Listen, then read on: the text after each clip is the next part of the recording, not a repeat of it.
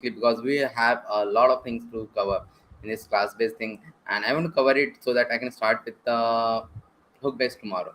So let us start it, and this is what we had done yesterday, like styling and all. This was the last thing which we did yesterday, and so let us start it. And now we'll learn about control component. So what is this control component? Control component means the forms. The forms are a very important thing in React. The forms are really very important. Why they are very important? They're very important because just like in HTML, CSS, JavaScript, they're very important. Forms are used to take the data from the users. That's the reason the forms are important.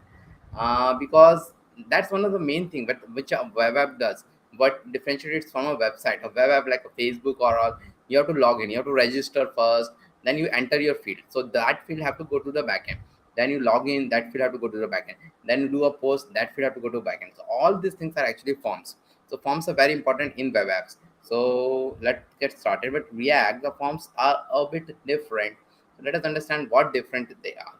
Okay, so I will close this, and I'll come here and I will create a demo form.js and see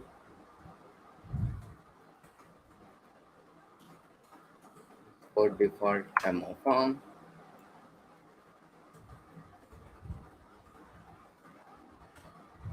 Okay. Then this demo form will be shown here. Demo form will be shown here like this. And so demo form, nothing is there right now. So let us have some state because that is how we work with the forms. So our const will be there, and then let me have email here. Email is like this, empty string. So why I have taken this thing? Because the React forms are a bit different than the HTML forms which you have seen so far. So I will have a form here first, not form form here first, and then after that I will have a div here first, then div, and then the label. See, label we have HTML for here in React, not the for. We know why it is like that. Email is there because for is a keyword. Okay, so then email is there. Then I'll do the email, and then input type is text, and let it be text ID equal to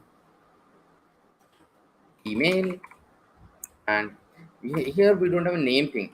Here we have a value thing, not the name thing, but the value thing. This dot state. Okay, and one of my student told, why to take this dot state? I was teaching this to him. So this dot state dot email I can do. Why not to destructure? Because it's such a big thing. Okay, so let's destructure it. Okay, so destructure will always go inside the here. So email is this dot state, and this dot state I can remove.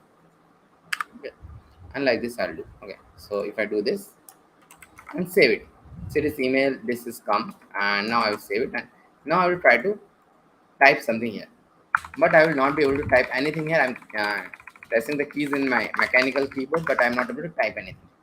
So why I'm not able to type anything here? Okay, so I'll come here and see what is there. This is the diagram how it works actually. What is happening? See, React, this thing will only be shown, a new thing is only be shown when it is re-render again. Right now we are not re-rendering it again. So what is happening, the first time it is coming, these are state.email is the empty string, it is remaining the empty string.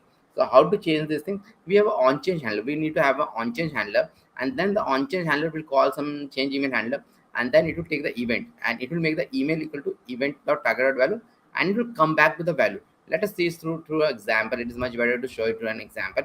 So let me do like on change here. So on change is what?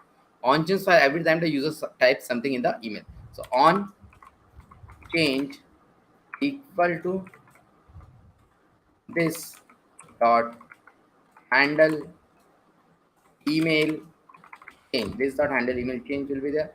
and this will be like this, and handle email change equal to e. I will take e, and this dot set state, and email is e dot target dot value. So now I'll save it. Now I'll come in. I type and I'm able to type. So now what is happening? So let's again go through the all the flow. So what is happening? This constructor is running the first time, and the email is an empty string. Okay, email is an empty string. This dot state dot email is an empty string. Then the moment I type n, what happens? This dot handle email change. This function will run. And e dot target dot value is a very powerful thing in not in React but in Java. C e dot target value will contain that n. It will contain that n. Okay. So then what will happen? Email will become n, and the set state has a property which I have told earlier. What happened? We do a set state. We change the state to a set state. The render function runs again, and so the render function will run again, and the value will be like the n. So it is like a cycle. It's happened. That is how this happens. This is, and that's why it is known as control component. Now rest of the things is a piece of cake, because rest of the things are like same only. We are going to have some different fields like text area here, and let us do the text area like div, and here label is HTML4, and comment is comment, and then text area will have, I need the name also as comment, id let it be comment. Okay, name I don't need. So we don't use this name thing in React. Okay, it is not required. And then again we will do the same song and dance. Value equal to comment. So because we're destructuring, so email, this comment will come here, comma, comment will come here, like this, and we will have a on change handler, of course. On change equal to this dot handle, this dot handle uh, comment change, comment change, this does handle comment change. I'll do, and then this handle comment change equal to e, like this, and this dot set string comment is dot target dot value. And if I come here, I can do this is a comment, like this I can do. Okay, so now the last thing which we are going to do here is the select. Okay, is the drop down thing, because I want you all to do the checkbox and radio boxes on your own. Do some research and you will get it. Okay, so I'll do a div, and then the label is like this, and it will be LANGUAGE language, LANGUAGE language, and then after that we'll have the select, and name again we don't need the name. I don't know why it is given, because it is thinking it's an HTML, and this will be LANGUAGE language, and again the value will be equal to language, and we have to destructure it, so we'll put it here. And the other thing will be this, let's have the on change also here. On change is equal to this dot handle lang change, this dot handle lang change, and then option, like value is react, and react, and value is view, value is angular. Okay, so one more thing is remaining, this language, maybe I'll do it here, language, and this I will make it equal to maybe angular, I will make it equal to. Why? For a reason, because if I don't take anything, this will by default take the react, which is the first thing. But if I take some value, so this value will go to the that will be by default, it will be selected, and rest of the things are like same only. This the handle lang change will have a handle lang change, handle lang change equal to e, and like this, and this dot set state language is like this. Okay, so we have this thing. So this thing also by default angular is showing, but I can choose this thing, means it is working fine. So how to submit it? So let us submit this, and for submit, of course we are going to have a button. Okay, so we'll have a button, and button of submit, button of type submit or input of type submit. So type submit is very much important if you want to use it through the form. So type submit is there. So now what happens in this form, I will have a on submit handler. On submit equal to this dot handle submit, a new function handle submit is there. And good evening. Okay, so this dot handle submit is there. And then okay, so handle submit will take, here we will take again the e, and here just as in JavaScript we have to take e dot prevent default, or else it will refresh the page. Okay, so I will do this, and then the inspect is there, and the console is there, and this is the old error and all. So Nabindu maybe, and this is a message and Angular and React. I'll choose and submit, and the console log is showing the state. And this we are going to use this kind of thing in, we're going to see some post API if you go and get time today, and then we're going to see okay how it happens. And because at the end of the day when you submit something, it should go to the API endpoint, not like console.log thing. Okay, so that we're going to see later on.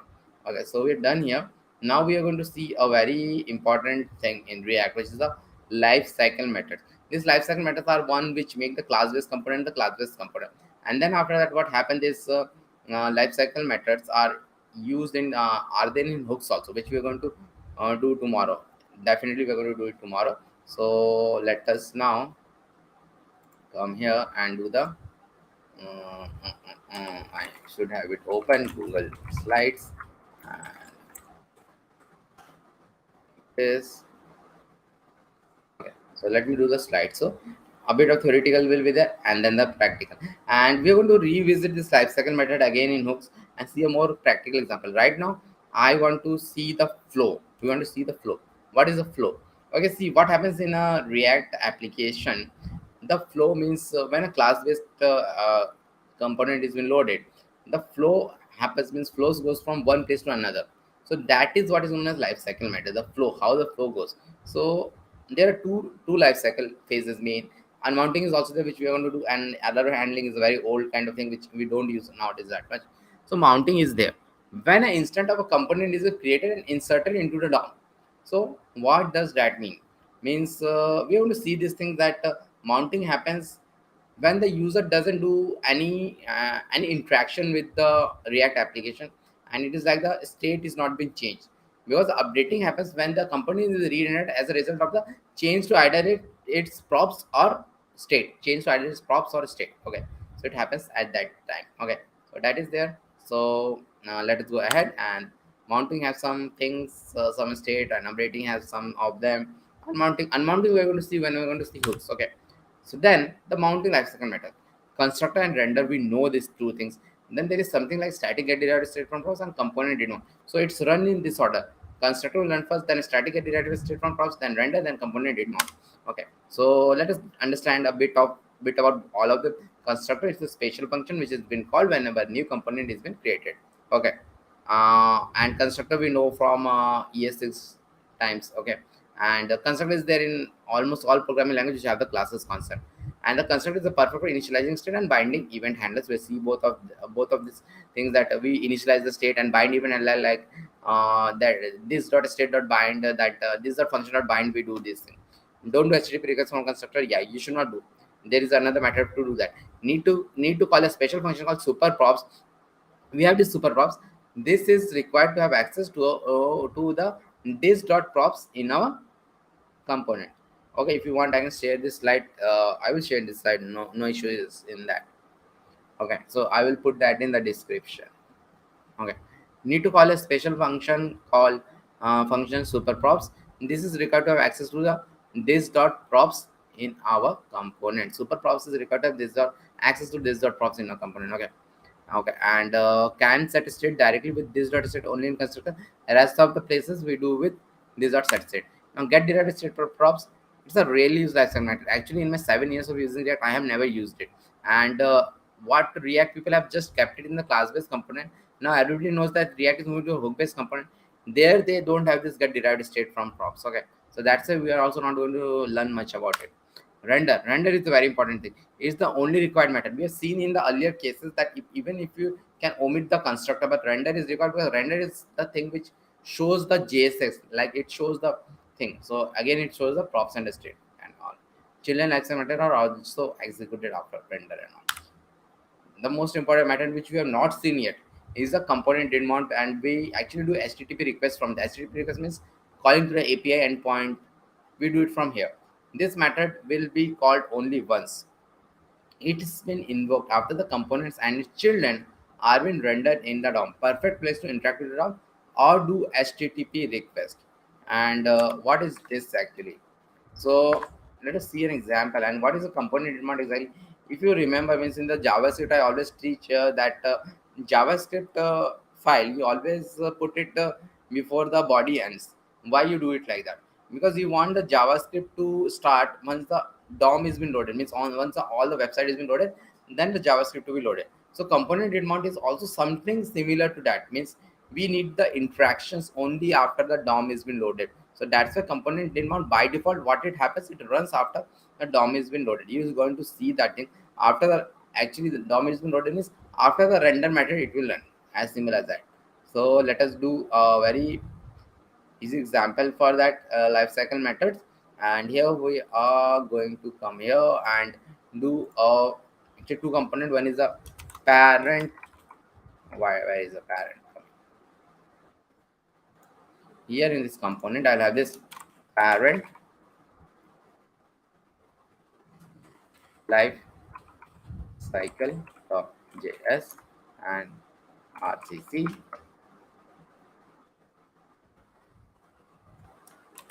export default parent lifecycle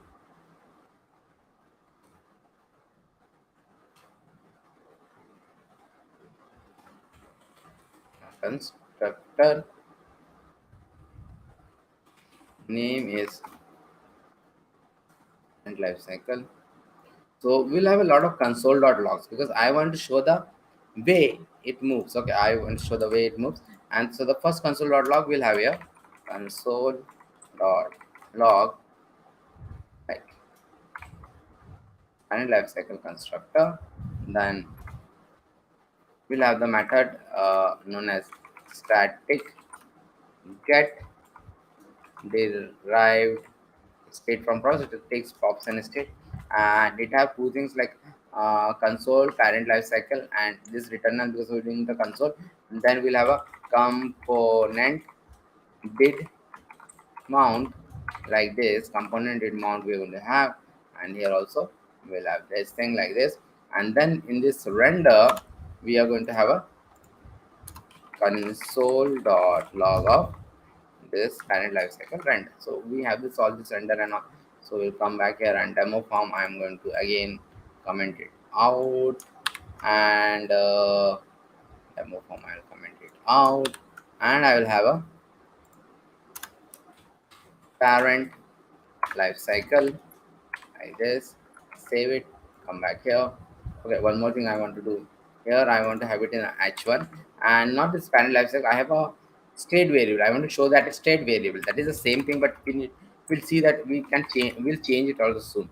This dot state dot name. This is a state dot name, and H1 is shown like this. I will go to the inspect and go to the console. Let me clear this and refresh it. See now the order it has been shown. Order it has been shown. Parent life cycle. Okay, I will also share this here also. Okay, so that if I forgot it, it will be there. So I will share it in here also, no issues. Okay. Okay, so now see the order here. Exactly the same order. Constructor ran first, then get derived state from props, then render, and then component demand. Although the component demand was on the top of render, but it ran after the render. This is a very important thing, and that's the reason component demand is a very important lifecycle method. And we are going to do HTTP request with that. So now what happens if there is a child method is there? Okay, if a child lifecycle method is there, then what will happen? Which will be there? Okay, after the parent will call the child. So let us have that thing Okay, there is a better way to have this in this parent life cycle, because it will be almost similar. So it's better to copy it and paste it, and I'll make the name as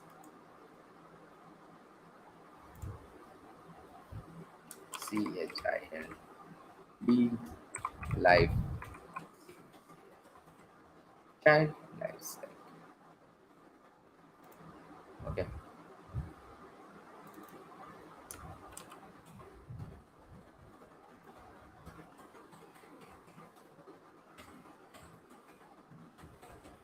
child life cycle. I'll change it all that.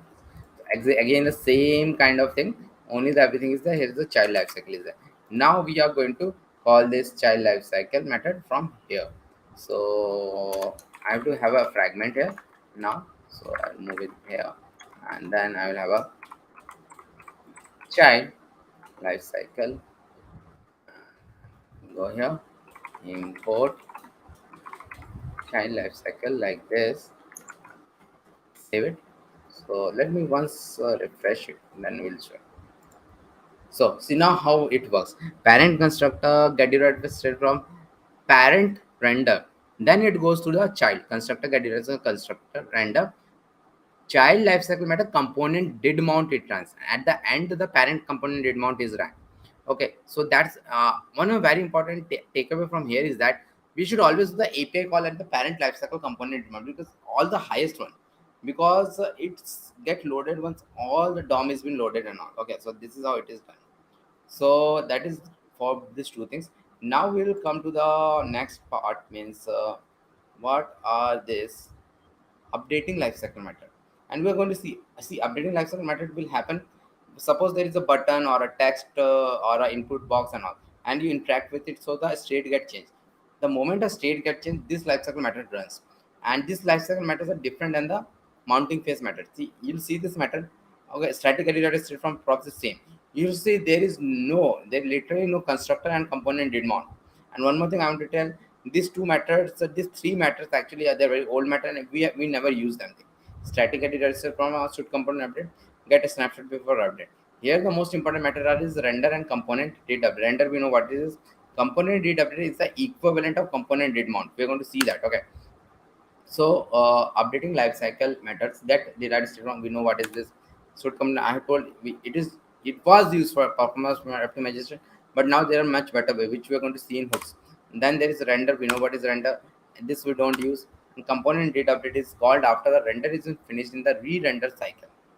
Okay, and it is the equivalent of your component did mount, but it happens only in the re-render cycle, because in the re-render cycle the component did mount doesn't run, and we'll see a very practical example soon when we're going to do hooks. Okay, so this is done, and then now it's time to see the example, and we'll come here and we'll see the example here. So we'll have this three new methods here. So let us have those three new methods, and it is like should component update, and it have to return to, then get snapshot before update, and this will also need to have this thing. Okay, and then the last one is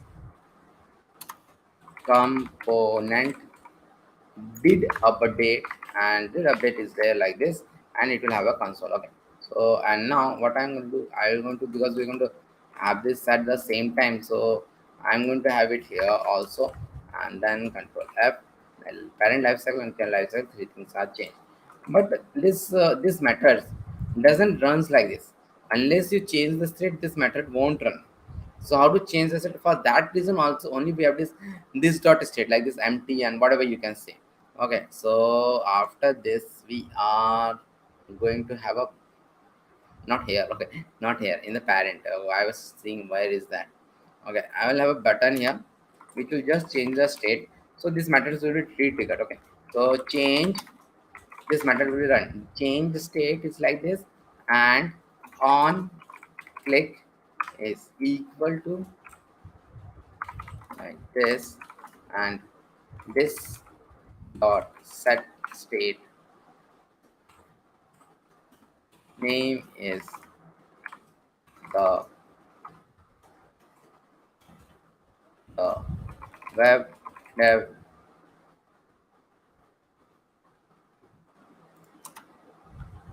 Save it.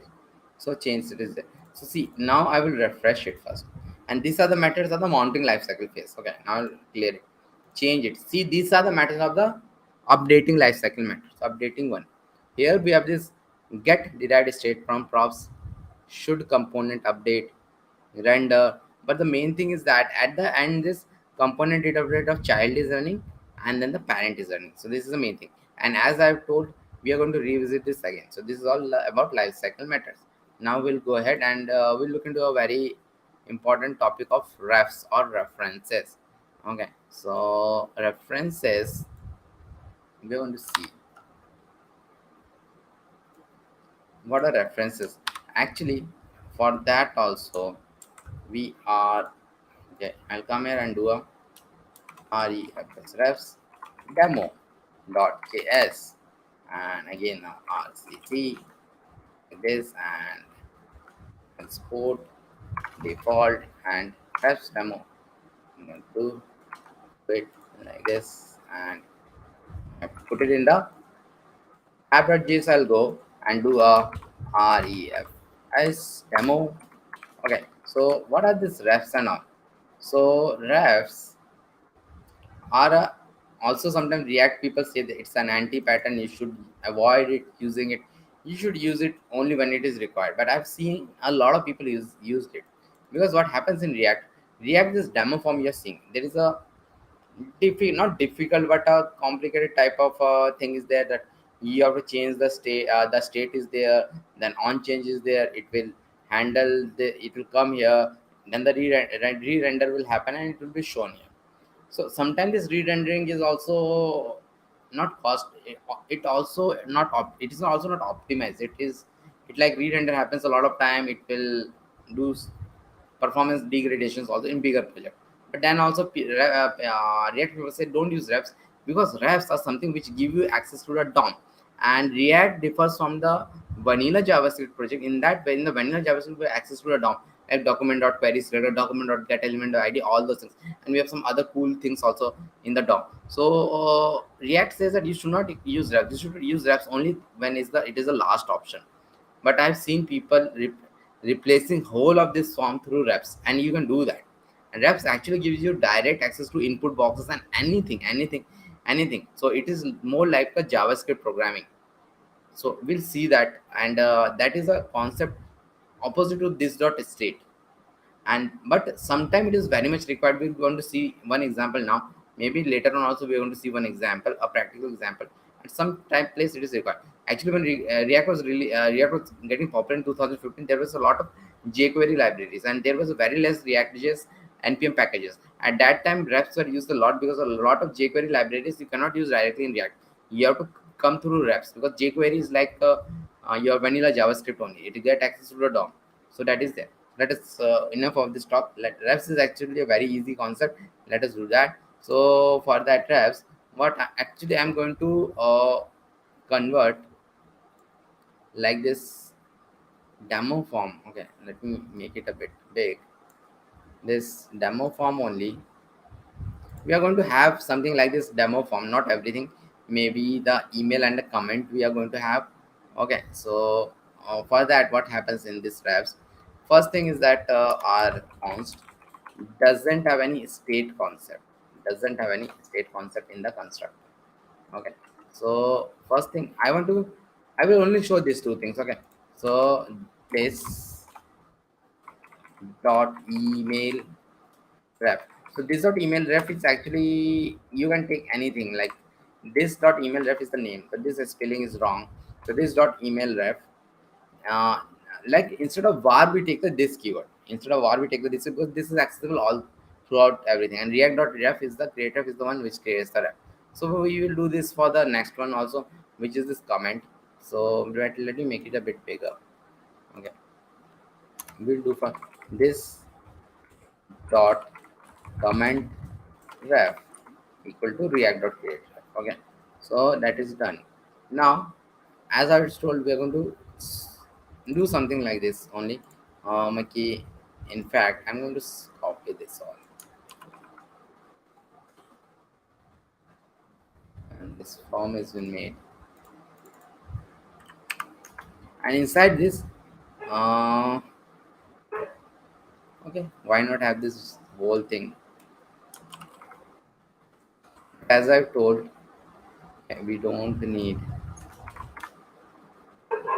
HTML for is okay, ID is okay, but we don't need this value and handling and change. We don't need this value and this thing. Okay, so what do we need? Here we are directly here we are directly going to do this ref. Ref is equal to this dot email ref, and ref is equal to this dot comment ref, like this. And now what happens? Now I have the direct access to them. Okay, and we'll have a button here, or else how we are going to show it. So div will have an button of submit and type equal to submit will have, and then here handle submit is e, and first thing is this e dot prevent default, and see how we access it. There is nothing, no state concept, no handle these things, no these things are required. Okay, no, just email dot current email dot current dot value will give me access to that. But let me save it. Now we're done with this demo form. Actually, we'll come back here, and we have all these things. Okay, and then I will inspect it, and I'll go to the console, and I will write something, and this is a command I'll do, and I'll submit it, and see both of them have come. So this is how it is come. So attendance will give in some time. It is only nine hacker status, only 9. So we go till 9:30, and attendance is always given at the end. So why you are in such a hurry? Okay, so that is there, and now we'll have this component. We'll have one more thing. So this is okay. This is something which we can do from your state also, but there is some exclusive things. See, when you use refs, you get a deep access. You literally get a deep access of the DOM. So we can use some DOM processes which are not there in React. There is a focus method. What happens with focus method? By default, see, it is shown like this, but the focus method will have my click. So I think my voice is not okay. So I will write it, or you are not understanding what I'm talking in English.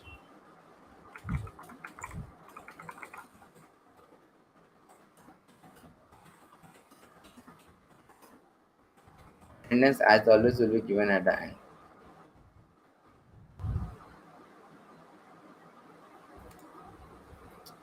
So that is there, and now there is a focus method. Okay, so focus method, what happens with the focus method? The cursor will keep on blinking here. Okay, cursor will come, and it will keep on blinking here, and that is something which is there in the DOM. And so I want to have that thing. And now we'll see our first practical example of component did mount. Okay, component did mount. We'll see the first practical example of component did mount.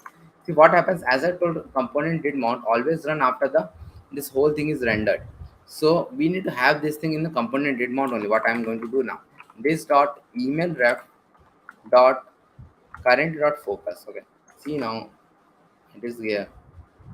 I'll do a refresh.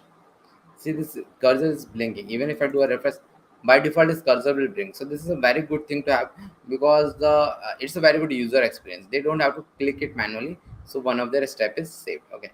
So this is all about the reps and all. So now we are going to quickly move into the next topic, which is known as context API and why it is required. See, moving the data around is actually not an easy task in React. We have seen that thing props. Okay, props are okay. Like props, like we were able to pass data from parent component to child component. But in the opposite direction, also it was an issue. We use method as props. But what if this is the case? This is the case means suppose there is an app component which have some data, and I want to pass it to component C, but component C is like a grandchild and component A and B are there between it. So I have to forcibly pass the data through A and B to reach C, although A and B doesn't need it. This is also known as prop drilling in React issue, because not two components. Suppose there are 100 components between them, then you have to pass it through them. So there are actually two ways to solve this. One is the easier way, which is the context API, which is nowadays very popular, and people say it is a replacement of Redux. And other is a Redux thing. And Redux I don't teach in React. Redux I teach differently because it's a very big topic. Okay, and Redux, the central state is in maintain. If you want some Redux, the Redux playlists are there on the channel. You can see that, see those things. Okay, Redux playlist. Okay, so those things are there. Now we are going to see this how to do it without this props thing. There is something as context API which you can do in this special kind of cases instead of the props. Okay, so we'll come here and I'll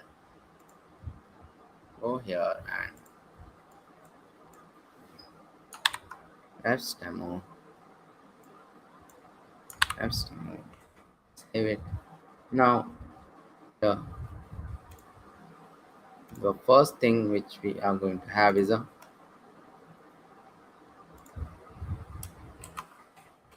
style.js, and it will be RCC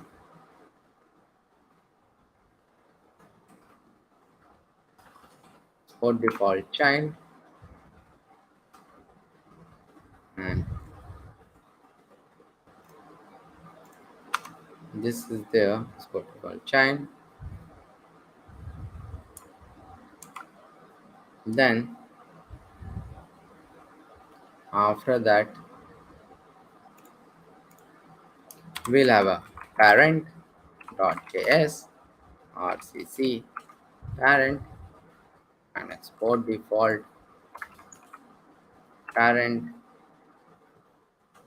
and parent will call the child component. So we are getting to have that pattern which you have seen earlier. So parent will call the child. Now we will also have a grand parent.js and RCC.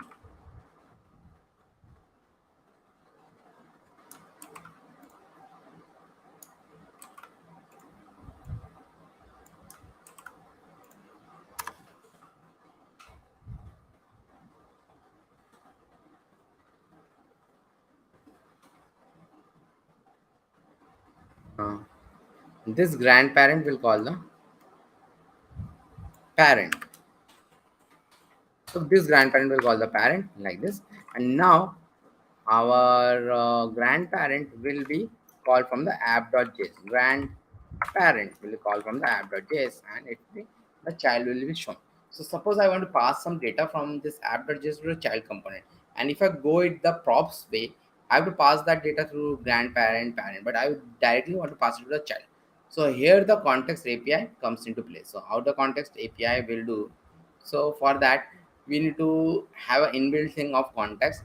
We can create that context in this app.js.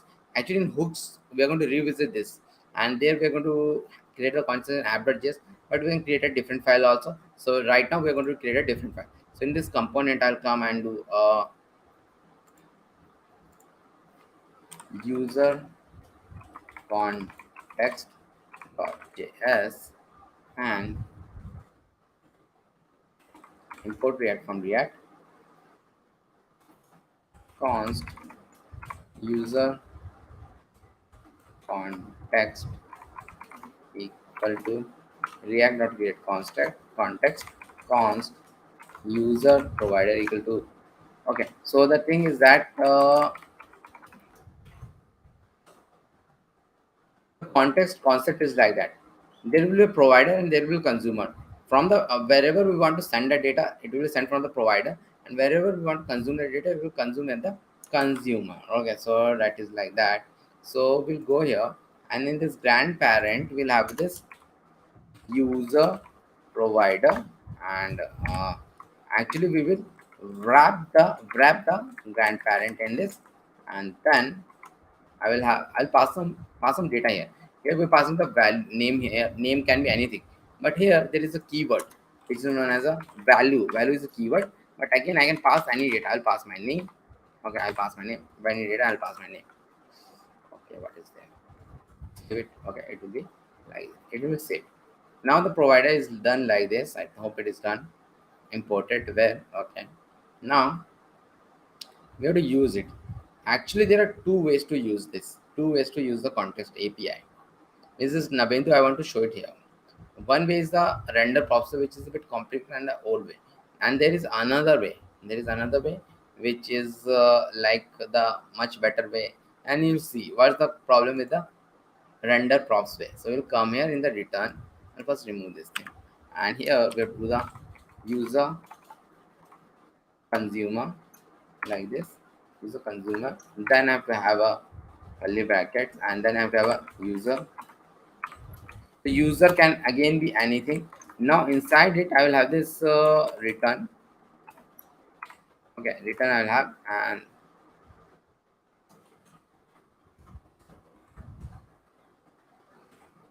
h1,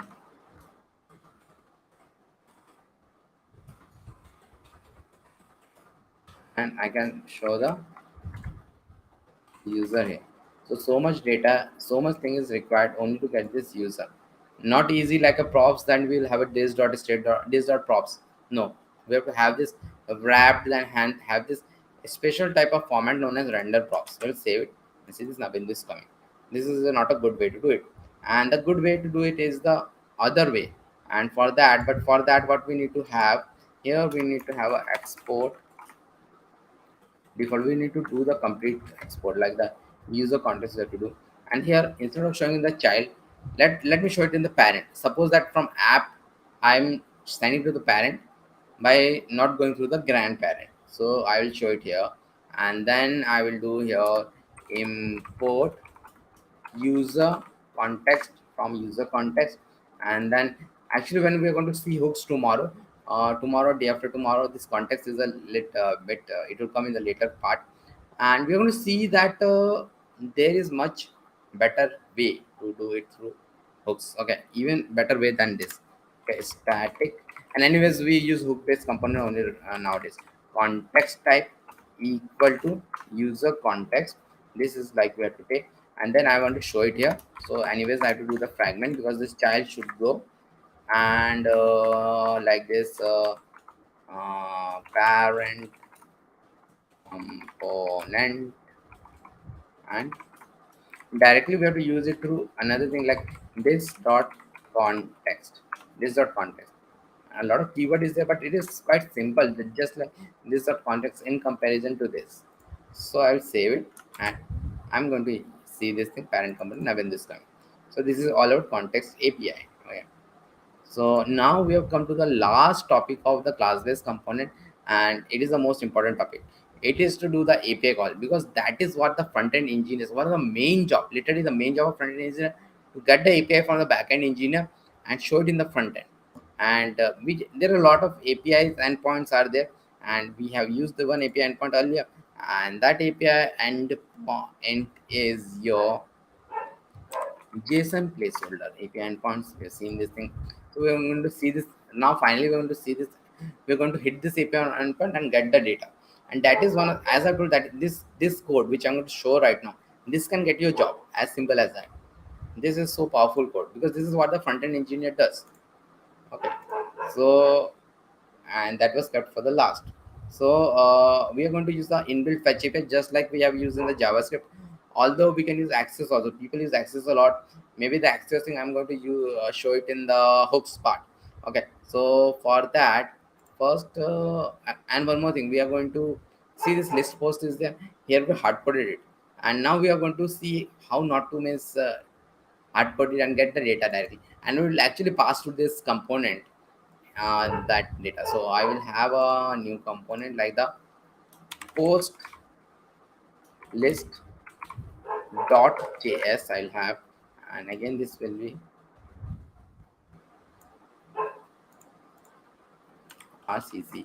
You'll see that everything is else is like the list post, only the API call is API call will be made, and that will be different. So we'll have this export default and post list will have, and then here we are going to have how to do the API call. Okay, so first thing is that I will have a rconst constructor, and this will be like I'm getting the post stack. So I should have a POSTS, a state of posts with like this. Okay, because it's an array we are getting back. Then where do we do the API call? Where do we do the API call? We do the API call in component did mount. So that's a component did mount is the most important matter because component did mount runs after the render is run. So we'll do it inside the component did mount, and you're going to see one code which is quite similar to what we have used in the JavaScript code. You're going to see that thing. Okay, so I'm going to hit this endpoint, and then I'm going to use a fetch. So fetch exactly same like the JavaScript code which we have seen, exactly same will be there. Await fetch URL, and then it is two part thing. So const data equal to await rest.json. Okay, if await is there, I have to make something as a thing. And yes, we can make the component did mount as a thing like this. We can make it. Now we got the data. Let me show the data console. Let me see whether the data really come or not. Console.log data. I'll do go back. It is not even shown. Okay, so that's why it is not even shown. Okay, I will comment this out. Comment this out and POST post list. I'll do and save it, and see this post list is coming means it is working fine, and I'll inspect it, and I'll do the console. See, I got the data back also, all the data I'm got. So this is how the API call is going to run. So as I've told in JavaScript also, this part is exactly similar to that in JavaScript. Only difference that we do it in component did mount. After that, what we do when we get the data, we do one more thing which is a bit different, which is like we will set the data like this. This dot set state, because in React, if you want to show the data, the render should rerun again. So that's why it is required. Okay, and then inside this post will be equal to the data. Post will be equal to data, and now data will come. So now our data will come in this post. In this state dot post. So we can directly show the data with this thing. Okay, because I want to go in the list item and show it. And if I do this like this return, it will actually give an error. Okay. First thing, even if I do this list item, it will give me an error that post is not defined. Actually, post is not defined. This is not post here. This is this dot state dot post. Either I can do it here. It's very small. Let me do it here only.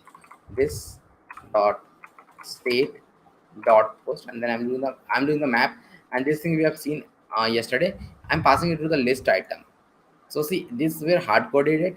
Instead of hard coding, we're getting the data, and then we're passing to the list item component, which is taking each post and it's going to show it. Okay, so I'll save it and see. I'll see the data. Not only one data, two data, three data, four data, five data, six data. I'm getting actually hundreds of data, 100 data, because they're total 100 data, and this is how actually everything works. Actually, everything works. Okay, and maybe I have time. I'll show one more thing, which is like how to do the post API. Okay. Uh, so this was to do the get API. This was to do the get API. We'll also see how to do the post API. Okay, so let us see that how to do the post API. Means again, this JSON placeholder is actually very awesome thing. You can do post API to this endpoint also. And for this post API, actually, I will need a different form, and I will show this demo form also, because I'm going to show something here, or else what we can do. Okay, we'll do one thing. We'll actually take this demo form so there is not much confusion and all. We'll take this demo form and we'll use it, and I will show like how to do the last part, which is the submitting a post request. Okay, so that will be cool. So I'll do here, and I'll do a new file and post form. See, the post API means when you post something to in Facebook and all like that. So a different API is called for the backend, which is known as post API. When you go to Facebook.com, and get API is called so that you get all the data. So the get API we already seen in the post list. Now we'll see how the post API, in which I have to take data from the user, and for that the forms are used. And it's better to actually use this form. So I will copy this all, but I have to change some of these things here. Why? RCC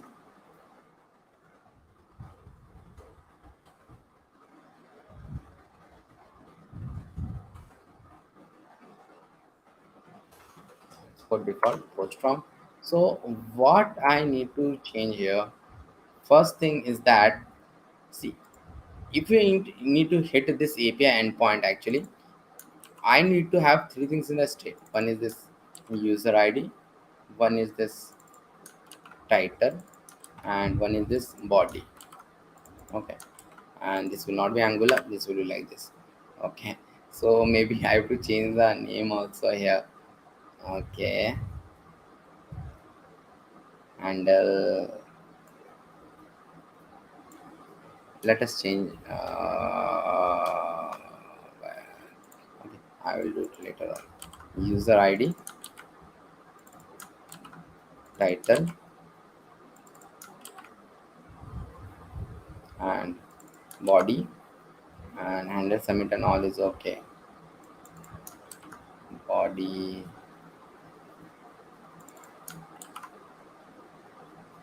title. So copying paste requires so much thing to do. Okay, so this all is okay. Actually, okay.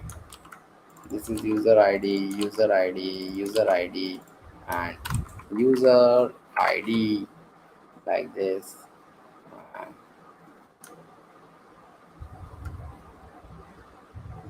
we'll do one thing. Should I don't need this thing?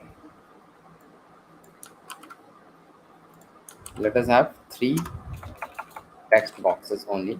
So user ID is there. Then this is title, title, title, and title, and the last one is body, body, body, and this will be body, like this. And this is handle. Email change is the wrong thing. Handle user change is the right thing. Handle user change. Then this is handle. Of course, this is handle title, title change. I'll copy it from here. Handle title change, and the last one will be handle body change. Handle body change, like this. Handle body change. Style. So all of these things are done. So let us have this post form now here. Post form, like here, it will be there. So like this I'll do, and this post form is shown fine. Post form is shown fine. I'll do inspect console and Now what happens? This API endpoint, this JSON placeholder API endpoint, is actually very good. We can actually pass the data there. Means in the handle submit, how we are going to pass the data? Let us see that post from. Okay, so this handle submit is the e.prevent default and all is there. So first thing is that we have to have a const URL equal to JSON placeholder post. And here we need something known as settings. So, okay, so with this fetch API, there are some additional things are required, and in that this settings we have to pass. When we do the post, the post is not simple like get. You have to pass some user data also. So this will be there, and then the here method also you have to mention as post, and then we have to have a headers as like this. Headers we have to have a content type, and we need to have a comma, and we need to have accept also. So these two things is by default it is required that content type is JSON, and everything is been sent as a JSON only in the database. Okay, when we are sending it in to the API endpoint, then we have to do a body also. Body is JSON dot stringify this dot state. So whatever the state is there, I am doing it this dot state. Now it will be like this only, and these two things will be there. Okay, so after this body and settings will come, and then what will happen in the post API URL goes, but also the settings goes, also the settings goes, and rest of the things are same like cons data and all. We don't have to set a state or something. And post API then it goes to the API endpoint, goes to the backend. It is done. We can just we can do a console.log data because we want to see the data is actually gone. So I'll save it. Okay, await, it is giving me await is an issue because we have to make something as a sync, and we can make it as a sync like this, and it will be solved. Okay, now let us pass something like user ID, title is ReactJS, and this is ReactJS basic for us. Now I'll do the submit. Okay, and after 1 second, this came. Why this came? Actually it's this endpoint. If you go, this is the post endpoint also. The last one is of ID 100, but I got the ID of 100 on. I didn't inserted it, means it is inserted there. Actually it doesn't insert in a database, or else everyone will do that. And this post endpoint not many people knows, but it also mimics that this it is gone correctly. Post endpoint generally the public APIs don't give. You have to make it on your own, but at least they're giving us the post endpoint. So this is how this is done. This is how class based component is all done, and we have done a lot of things now class based component and all. So I'll get this give this thing 3 days. We have covered everything in React. Now we have to do the in the next 2 days hook based React. Hope you all ready for the hook based React, because that is how the React you are going to use. That is how it has been used in the startup nowadays. Any new project you are going to start, it will be hook based also. Hook is the greatest thing. You are going to see that it is actually 10 times easier than class based concept. 10 times easier. Okay, you're going to see those things. Lifecycle methods and all those things are very easy. Okay, so with this, we'll end today's stream. And today I have a stream at 10 also to solve all of your doubts. Those who don't know, at Wednesday, at today Wednesday only. Okay, Wednesday at 10 a.m. I have a stream for everyone.